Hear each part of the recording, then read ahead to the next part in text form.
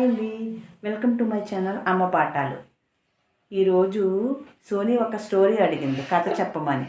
అందుకని సోనీ కోసం నేను ఒక కథ చెప్తున్నాను అనమాట. ఏం సోనీ? మూడు బాగుంది, వింటుంది. ఇది ఏం కథ అని అడగవే? ఇది ఏం కథ అంటే అడుగు. సీతాకోక చిలుక కథ.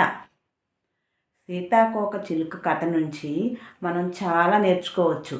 సీతాకోక చిలుక ఫస్ట్ ఎలా ఉండేది, ఎలా ఉంటుంది చెప్పు సీతాకోక చిలుక? ఇది ఒక మోటివేషనల్ స్టోరీ అండి. దాని నుంచి ఇన్స్పిరేషన్ అనమాట. నిజంగా గొంగళ పురుగు అంటారు కదా, ఆ గొంగళ పురుగు ఎలా ఉంటుంది చెప్పు? ఏ కలర్లో ఉంటుంది చెప్పు? చాలా భయం సోదికి గొంగళ పురుగు అంటే. ఎలా ఉంటుంది చెప్పు? బ్లాక్ కలర్లో ఉంటుంది కదా. ఇప్పుడు కథలోకి వెళ్ళిపోదాం. ఆ రోజుల్లో శ్రీరామచంద్రమూర్తి సీతమ్మ తల్లి పర్ణశాలలో ఉన్నప్పుడు ఒక విషయం జరిగిందట. ఆ విషయం ఏంటంటే, పర్ణశాలలో చాలా బర్డ్స్, రకరకాల పక్షులు, హంసలు, మళ్ళీ చిన్న చిన్న బుల్లి వైట్ కుందేళ్ళు, పాలపిట్టలు అవన్నీ ఉండేవి కదా. సీతమ్మ తల్లి ఉదయాన్నే లేచి వాటన్నిటిని చూసి చాలా సంతోషపడేదట.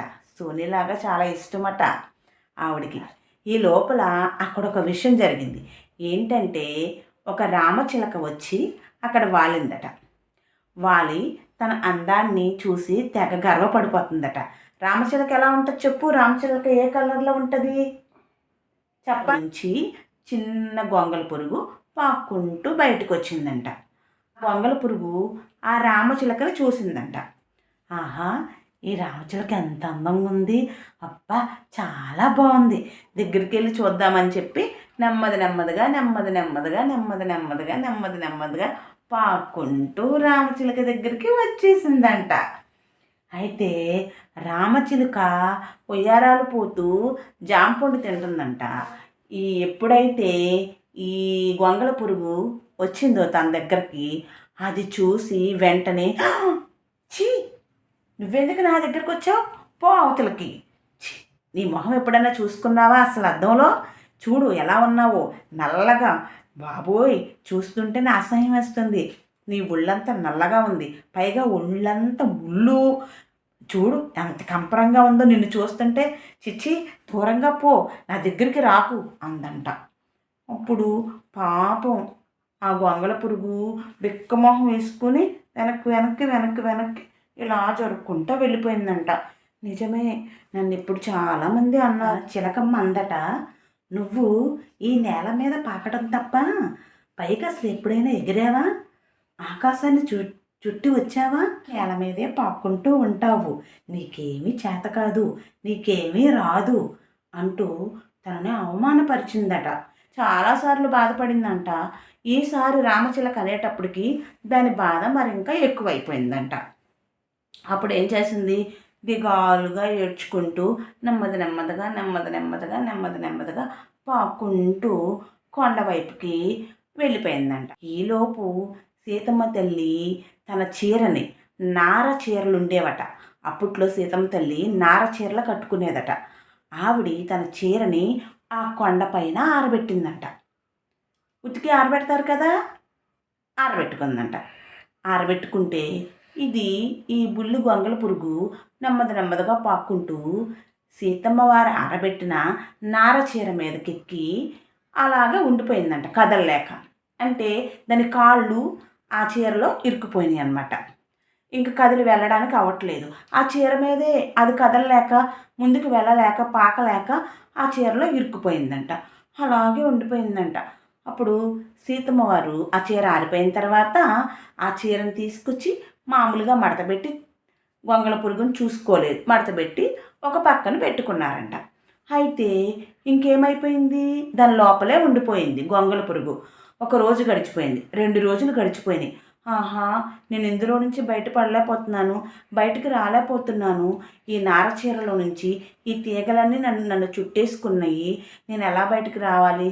ఇంకా నేను రాలేను బయటికి, నేను చనిపోబోతున్నాను అన్నమాట, నేను ఈ చీరలోనే ఉండి చనిపోతాను అనుకుంటా, ఇవన్నీ నన్ను చుట్టేసుకుంటున్నాయని ఇంకా బాధపడుతూ భగవంతుని తలుచుకుంటూ, నన్ను వచ్చే జన్మలో బాగా అందంగా పుట్టించు, మంచిగా పుట్టించు, అందరు బాగా మెచ్చుకునేటట్టు, చిలకమ్మని మెచ్చుకునేటట్టు నన్ను కూడా మెచ్చుకునేలాగా పుట్టించు అని కోరుకుని పోగులుగా ఉన్న దారపు పోగులు ఈ గొంగళ పురుగు చుట్టూరు రౌండ్గా అల్లుకుని ఒక గూడులాగా తయారైపోయిందంట.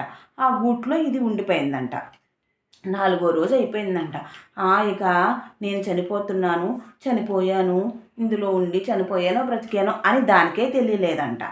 అయితే 5వ రోజున సీతమ్మ తల్లి ఆ నార చీరని తీసుకుని గొంగళ పురుగు ఉందని లోపల తెలియదు కదా, తన ఒంటి పైన వేసుకున్నారట కట్టుకోవడానికి. ఎప్పుడైతే సీతమ్మ తల్లి ఒంటి స్పర్శ తగిలిందో వెంటనే ఆ నార చీరలో ఉన్న ఎవరికి, గొంగళి పురుగుకి ప్రాణం వచ్చినంత పని అయిందంట. వెంటనే ఆ గూడు చీల్చుకుని ఒక కొత్త ప్రాణి చక్కగా బయటికి వచ్చేసిందంట. గొంగళి పురుగు రూపాంతరం చెందింది. ఎలాగా? సీతాకోక చిలుకలాగా అందమైన రెక్కలతో, రంగురంగుల మచ్చలు చుక్కలతో, తన రెక్కలకు తనకు 2 రెక్కలు వచ్చినాయి.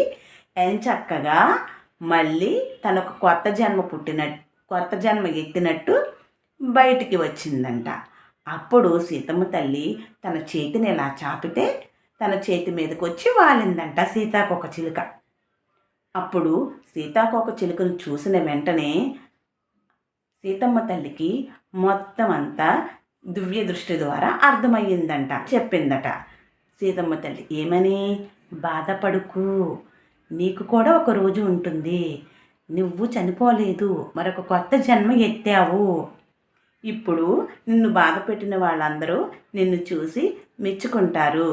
కొత్త జన్మ ఎత్తిన నాకు ఒక మంచి పేరు ప్రసాదించు తల్లి అని కోరుకుందంట సీతాకోక చిలుక. అప్పుడు సీత చేతులను తాకి సీత చీరలో ఒదిగి కొత్త ప్రాణాన్ని పొందిన నీకు సీత కోక చిలుక అంటే ఆ చిలుక నిన్ను అవమానించింది కదా, అందువలన తన పేరులో ఉన్న సగభాగాన్ని మొత్తం కలిపి నీకు నామకరణం చేస్తున్నాను.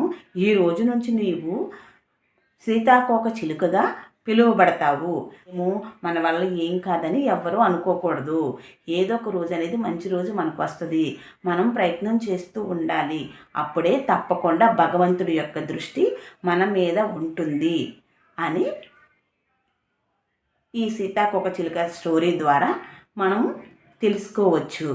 ఓకేనా? మరి స్టోరీ నచ్చిందా? నచ్చితే లైక్ చేసి ఛానల్ని సబ్స్క్రైబ్ చేయండి.